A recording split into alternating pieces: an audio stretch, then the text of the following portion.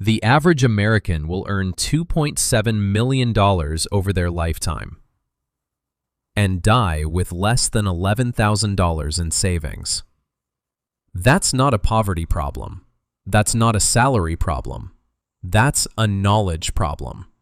And nobody, not your school, not your parents, not your government, was ever going to teach you how to fix it. Here's the thing most people never figure out. The financial system wasn't built to make you rich. It was built to make you comfortable enough not to ask questions. Think about that for a second. You were taught how to solve for X in algebra. You were taught the causes of World War I. But nobody, not once, sat you down and said, here's how compound interest will either build your wealth or bury you in debt. That's not an accident. And right now, whether you're making $30,000 a year or $130,000, if you don't understand 5 basic financial concepts, you are bleeding money every single month without even knowing it. This video is the class you never got. Concept 1. The velocity of money. Why your savings account is a slow death. This people treat money like a photograph, something to be saved and preserved. Wrong. Dead wrong. Money is more like water in a pipe. It needs to move to create pressure. Sitting still, it stagnates. Your savings account right now is paying you, what, 0.5%? Maybe 1%? Meanwhile, inflation is eating 3 to 4% of your purchasing power every single year. You're not saving. You're slowly losing, in slow motion, with a smile on your face. A high-yield savings account, money market funds, or even short-term treasury bills are all paying 4 to 5% right now. That difference on $10,000 is $400 a year, doing absolutely nothing extra. That's a car payment, a vacation, 14 months of a Netflix subscription. Most people don't make this switch because they don't know it exists. Now you do. The financially literate don't save harder, they save smarter. Concept 2. The debt avalanche versus the debt snowball, and why most people pick wrong. If you have debt, and statistically you definitely do, you're probably paying it off in the worst possible order. There are 2 methods. Most people stumble into the wrong one. The debt snowball. You pay off the smallest balance first.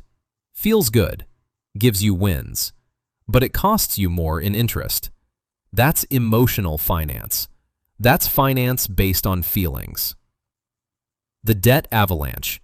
You attack the highest interest rate first. It's harder. It feels slower.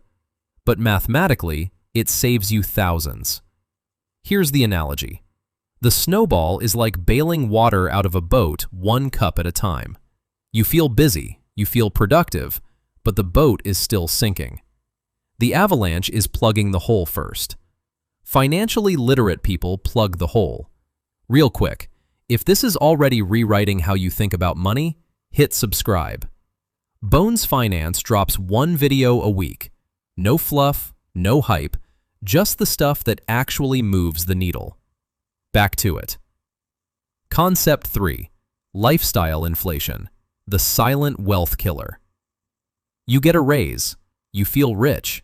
You spend more. You get a promotion. You feel rich. You spend more.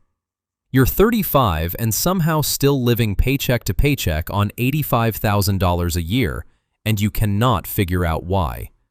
It's called lifestyle inflation, and it is the reason most middle-income earners die broke.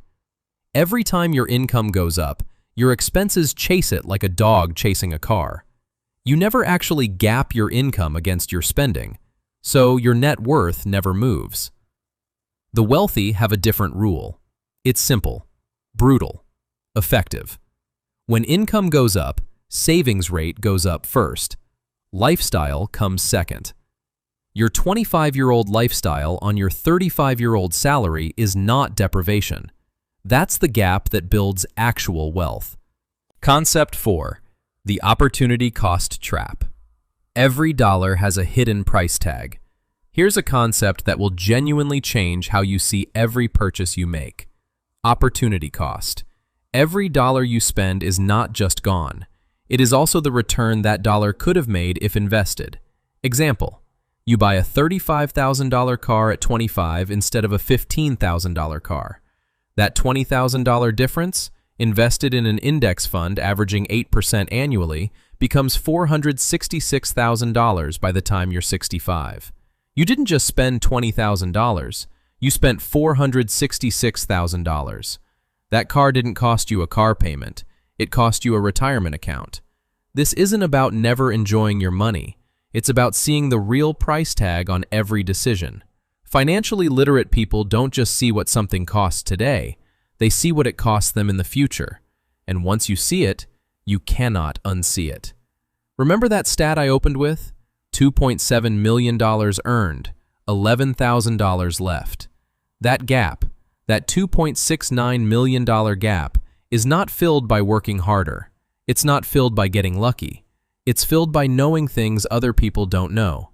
Velocity of money, debt strategy, lifestyle discipline, opportunity cost. These aren't complicated. They're just untaught. You are not poor. You were just handed a broken map. Now you have a better one. What you do next is on you.